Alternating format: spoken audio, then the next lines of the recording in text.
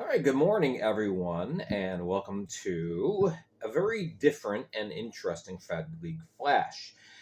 Interesting in that, usually I'm just reporting on what's going on, what's happening, um, reviews or news or whatever. Today, we're going to do kind of a fan fiction type of thing, all right? And I want to stress that this is fiction. All right. This is just a fun video to do. All right. This is based off another person's idea, and I'm just kind of taking it and running with it.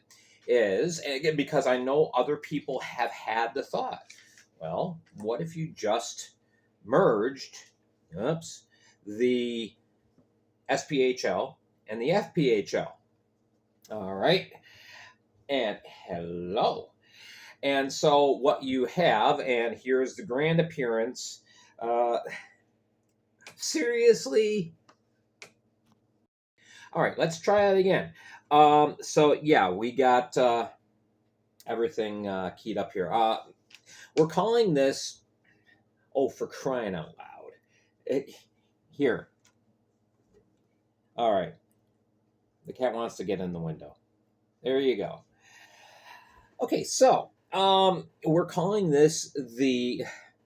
Always gotta get the attention. We're calling this the Makes Too Much Sense Single A Hockey League, or the MTM SSAHL. So we're just having fun with this. All right. Now, um, to be clear, the chances of the SPHL and the FPHL merging, excuse me, is about the same as a meteor striking a direct hit on the Earth and wiping out the entire Earth. Um, Not impossible, but it's highly unlikely. So, again, this is just for fun. All right, so first we're gonna kind of tilt this down, and I'm gonna move this here because, all right, this was a drawing from not me. This is somebody else who will remain unnamed. All right, but what we wanted to do was take the 10 teams from the SPHL and the 14 teams.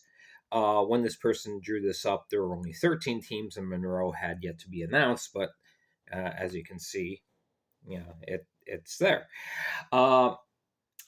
You take those teams and create a 24 team super league, and what you want to do is kind of to help formulate the league. Hello. Okay, well, anyway, hopefully you got a good look at it. The circled areas were kind of pods to kind of help with scheduling and alignment as well. All right, so we go up here and take a look at this. So again, this is just a fan fiction thing, a what if. Alternative history videos are really, really big on the web.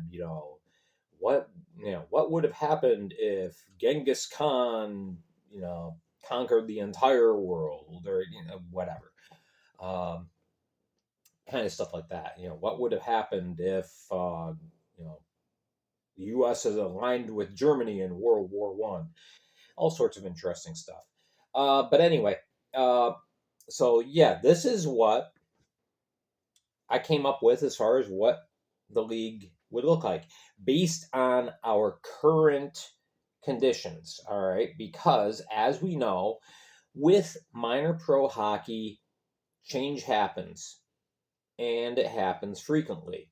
Obviously, we've gone from, in 2 seasons, we've gone from the Fed being 7 teams to now 14. So, yeah, change can happen very, very quick. Doesn't happen very quickly in the SPHL, and there's a whole bunch of reasons why that may be. Some good, some not good.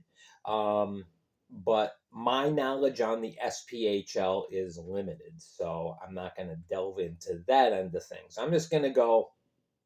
Don Kiernan and Doug Price decided, yeah, time to form a single entity. Here we go. So we have our 24 teams.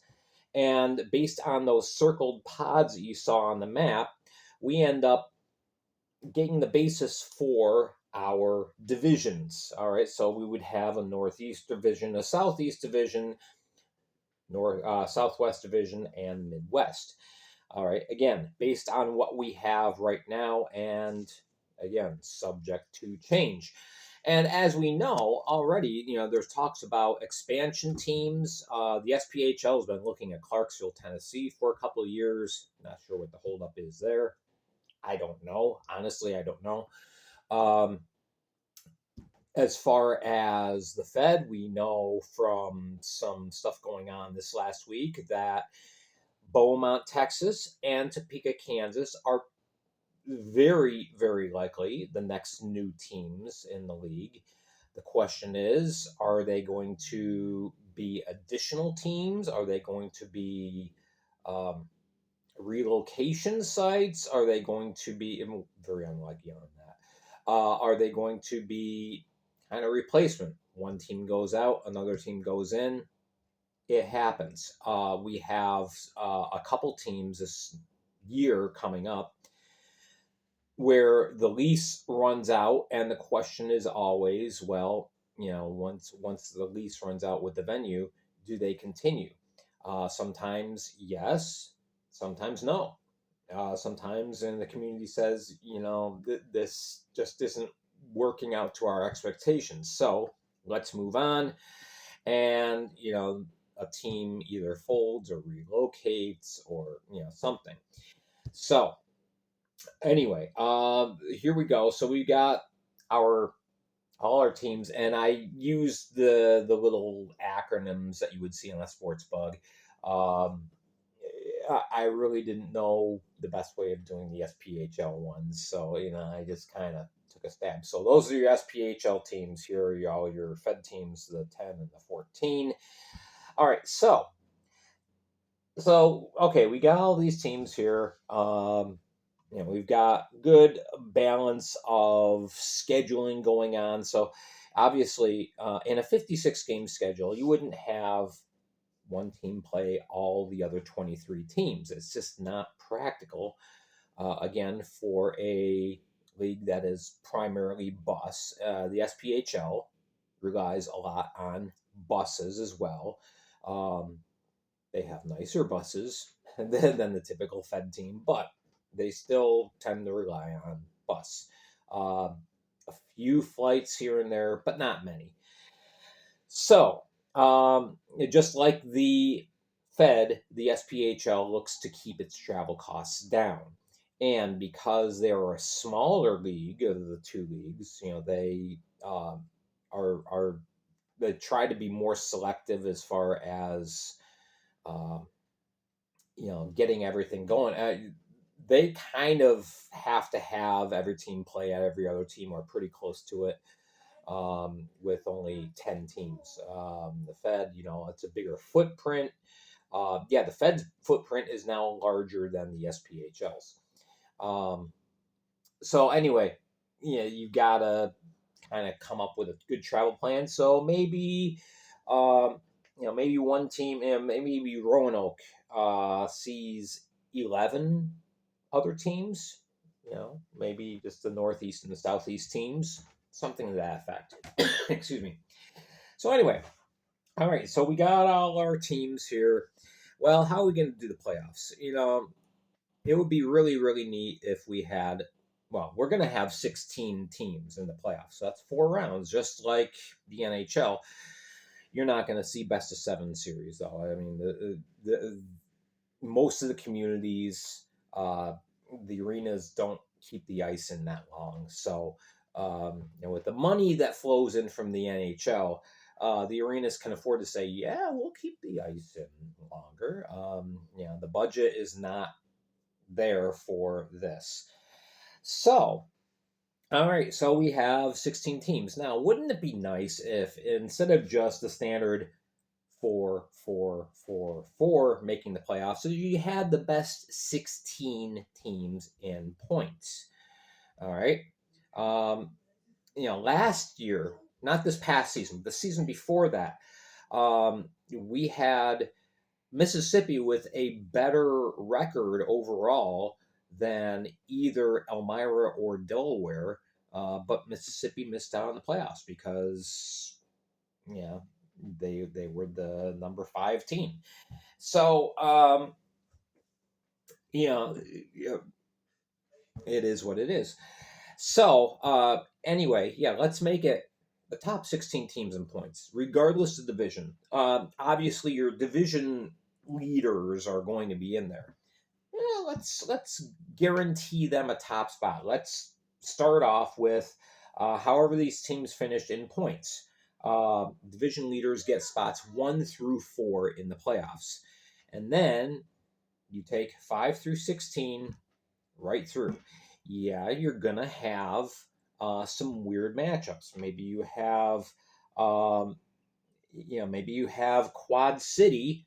Maybe they made the playoffs, and they've got to travel all the way down to uh, Pensacola or all the way up to Danbury, something like that. You know, well, okay, that's you're gonna have that. Um, Obviously, with the playoffs, teams have earned that position, so you can't skimp on travel. That's where you have to suck it up and say, okay, we travel. But anyway, so we whittle it down. We have a couple of best-of-3 series. Once you get down to the final 4 teams, I think it'd be good to have a best-of-5.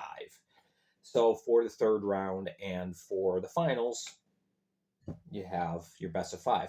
And if you're just doing the seedings 1 through 16, you're guaranteeing that you're not going to get the same old boring matchups. You're not going to have, you know, Watertown taking on Danville, or every single year.